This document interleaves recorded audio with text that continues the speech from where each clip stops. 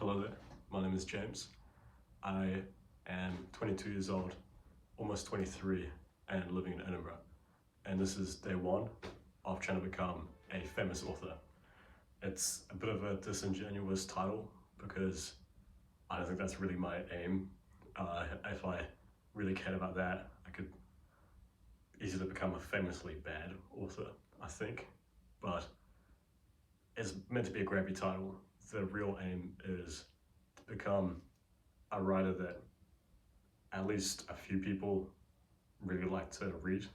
I think 1,000 people is a good number who actually really like reading my stuff, or maybe a lot more people who tolerate it or think it's good, maybe not great. So that's what I'm going for, and I think it's good to have a high bar to aim towards. So that's what I'm hoping for.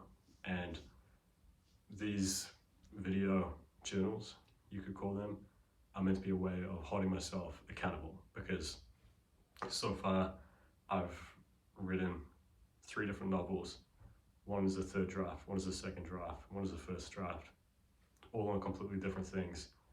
And I've not published any of them because I've just hated them after enough time has passed. So right now I am 0 for 3, which isn't a great statistic, but the one I'm writing now, I think, could be the one. I think this might be it. So I'm clinging onto this one for dear life and really hoping that it turns into something, because I'm in a lucky situation right now. I'm doing a master's of creative writing at the University of Edinburgh. We're nearly at the end of the first semester, and this means I have pretty much a whole another 8 months where I have an excuse not to be in a full-time job. So I can just sit in my room and feverishly write for most of the day. So if there's ever going to be a time to crack out a novel and try to get published and be noticed, I think now is the best time. So I'm trying to make the most of this time while it lasts, but the clock is ticking, and knowing myself, some other idea is going to grab at me, or I will start doubting myself, and then I will let my current project just fall flat. So I'm filming this and putting it on the internet if I get the courage to, in order to motivate myself to actually see this project through and try to do something with it, because it's about time. So if you're watching this, I am shamelessly trying to do a bit of a publicity stunt by doing the 1 video a day thing, and I'm hoping that it will lead you to checking out the writing that is in the description. I do a few different things, some better than others, but my main gig is trying to be a novelist. So that's my main priority, and you can check out some of my non-novel writing in the description. I don't really have the novel stuff yet because, like I say, that is all lying in the dust under the cupboards, because I've had to gruesomely kill off everything that I've written so far for that. But by the end of next year, hopefully sooner than that, I will have a novel out, and hopefully whatever viewership this series amasses will hopefully be directed towards reading whatever this is. And even if it doesn't end up being what I want it to be, I'm hoping that it will still be a good chance to learn, and maybe the next novel I crack out will be a lot better. But the point of these videos is just to say, I'm going to do this, let people know how it's going, with all of the possible breakdowns and self-doubt, as well as moments of clarity that come through the process, and in doing so, hopefully gain some people that are actually keen to read what I've written. So that was a long way to say there is stuff in the description to read if you would like to read that. I'm leaning this up against a lampshade, which is why we're having some angle problems, but yeah, please click those links, check out what I have. I would love you to stick around, so subscribe if you would like the updates as it goes along. I don't want to say too much about what I'm working on because I feel like that could be jinxing it, but it is set back home in New Zealand, where I'm originally from, and there is a murder mystery vibe to it.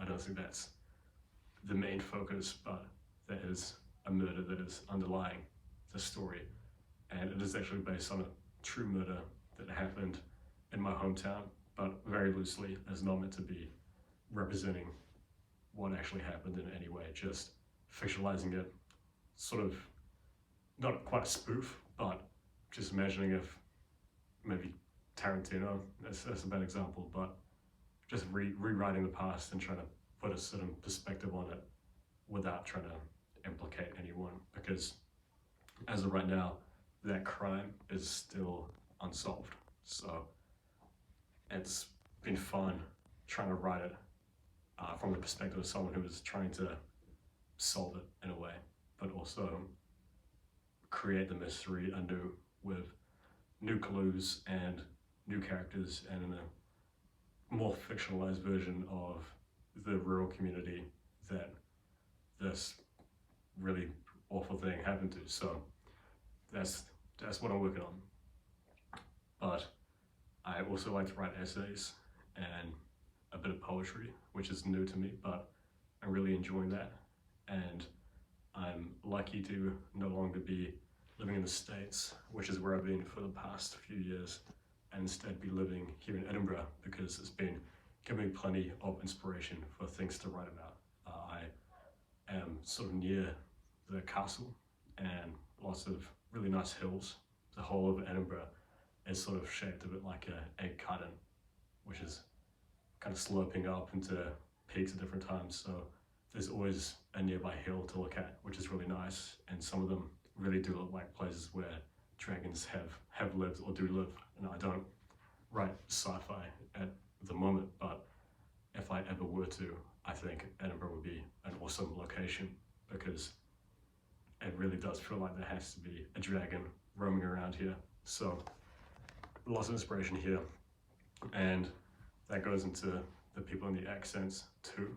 But right now have found myself mostly writing about New Zealand, because it feels like the more places I go to that are away from home, like Cambridge, Massachusetts, where I was living before, and now Scotland, the more things I feel like I begin to observe about home, such as the mannerisms of people, which is sometimes kind of indifferent, but almost a way of letting problems solve themselves, which I admire in a way, but also think it can lead to some pretty ironic or hilarious situations.